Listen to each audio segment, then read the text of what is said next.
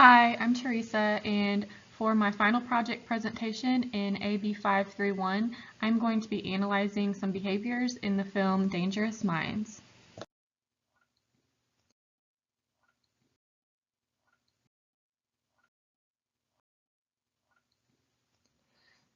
During the film Dangerous Minds, there is a time when Miss Johnson writes the sentence on the board, "We blank green beans for dinner."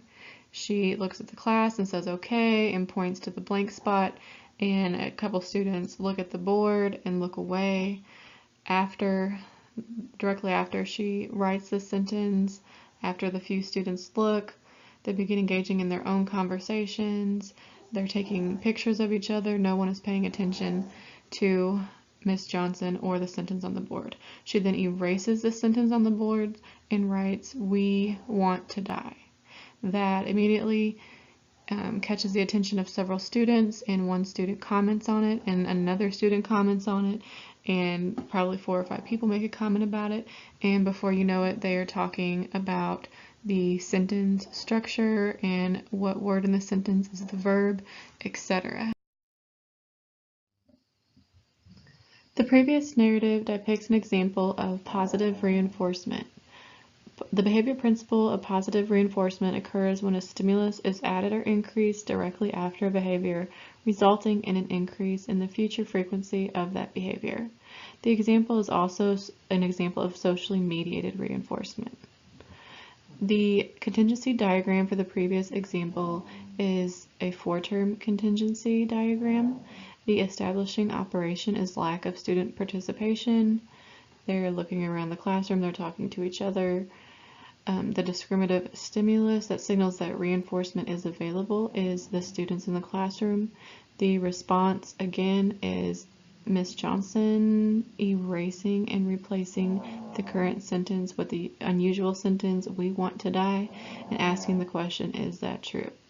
The behavior is the action that Miss Johnson performed.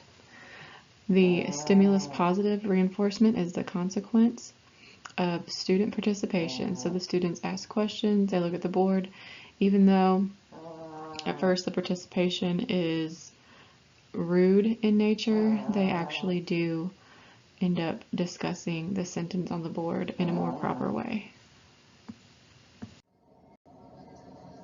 The next behavior under analysis is Mr. Griffith's, and it is going to be smoking cigarettes. He consistently smokes cigarettes throughout the entire film, regardless if people tell him that he should not. The previous clip depicts an example of automatic reinforcement. Automatic reinforcement occurs when an operant behavior is performed independent of the social environment. So when Mr.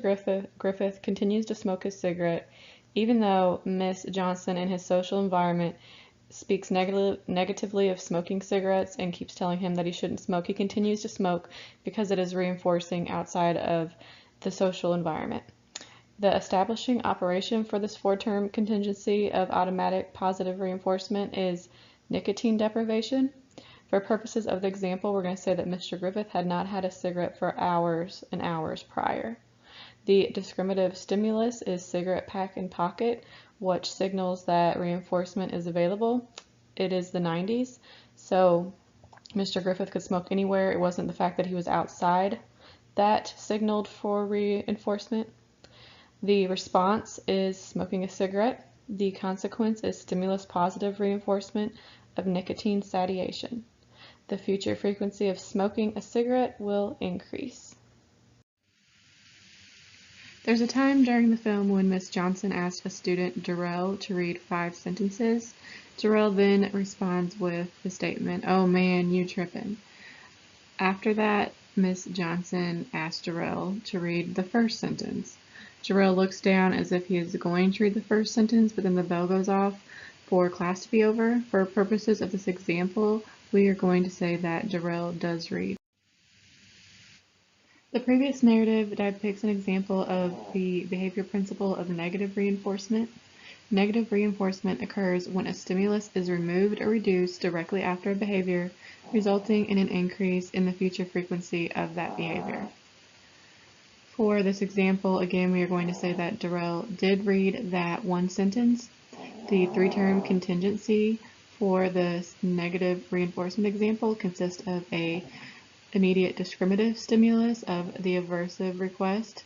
The response is, "Oh man, you trippin'," and the consequence is stimulus negative reinforcement of the aversive request reduced.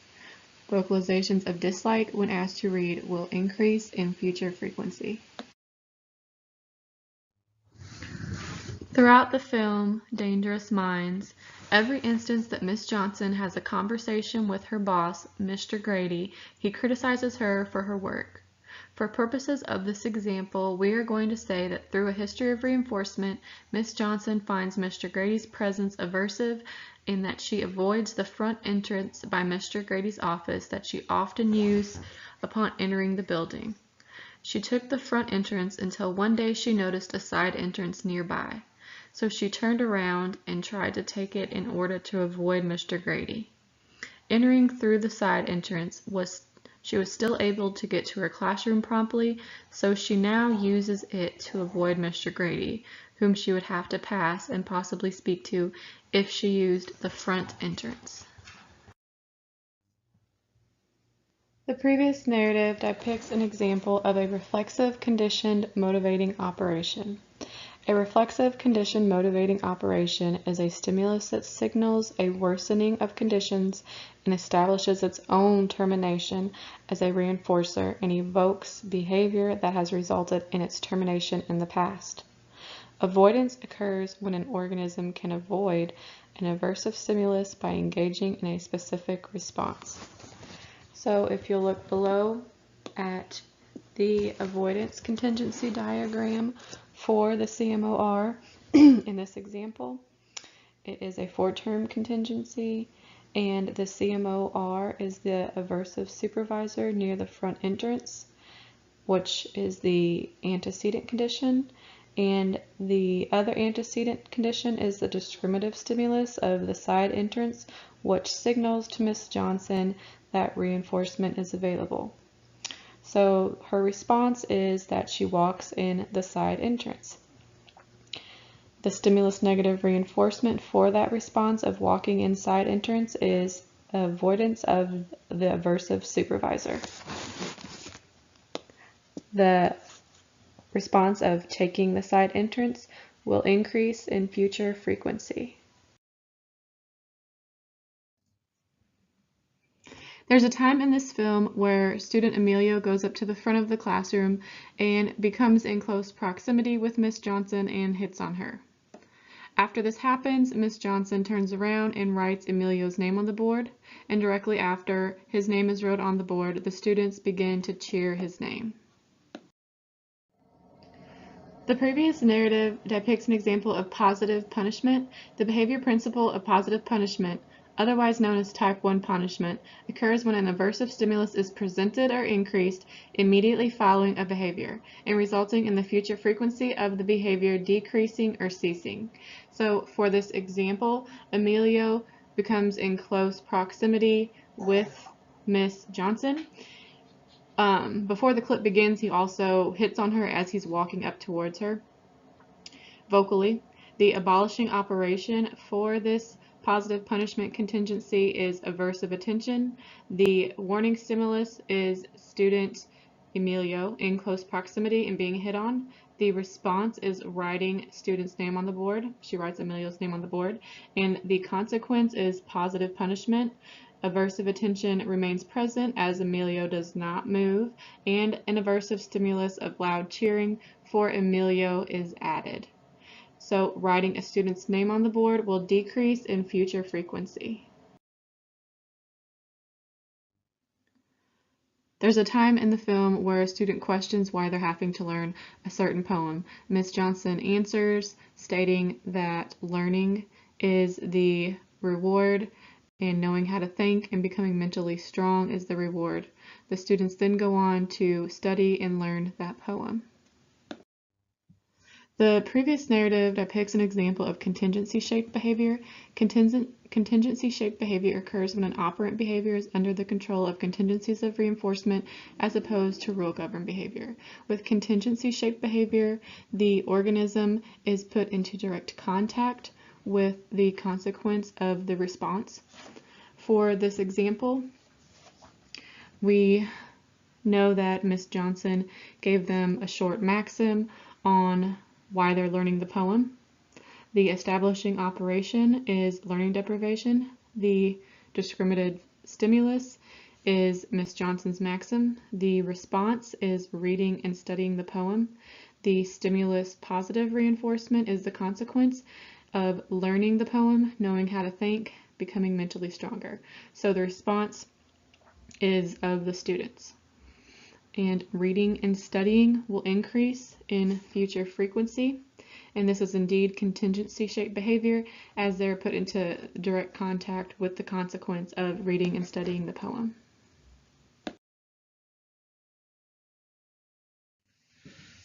There's a time during the film when Miss Johnson performs a karate stance and a student immediately performs the same karate stance afterwards. The previous narrative depicts an example of imitation behavior. Imitation behavior is generated through observing the motor behavior of another organism and then immediately engaging in similar motor behavior.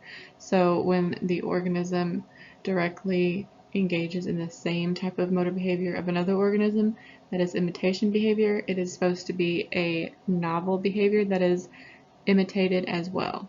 For this imitation behavior diagram for the example, the discriminative stimulus, the antecedent condition is seeing Miss Johnson take a karate stance. The response is mimics the same karate stance as Miss Johnson, and the consequence is stimulus positive reinforcement as Miss Johnson smiles at the student that mimics her. The mimicking the karate move will increase in future frequency. Throughout this movie, there are many situations in Ms. Johnson's classroom where aberrant behavior from various students are positively reinforced with attention from their peers through laughing and cheering. Ms. Johnson seems to choose the method of differential reinforcement for addressing the aberrant behaviors, as she typically completely ignores them while positively reinforcing incompatible behaviors. The previous clip depicts an example of stimulus control. The behavior principle of stimulus control occurs because of the temporal contiguity of an antecedent stimulus and a consequence that is contingent on specific behavior. So the specific behavior that we're going to analyze for this diagram is attention-seeking behavior, let's say shouting out.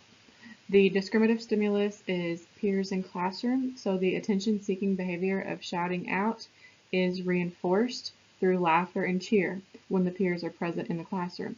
The stimulus delta is no peers in classroom, teacher only in classroom, and that same attention-seeking behavior is ignored. So the reinforcement is put on extinction.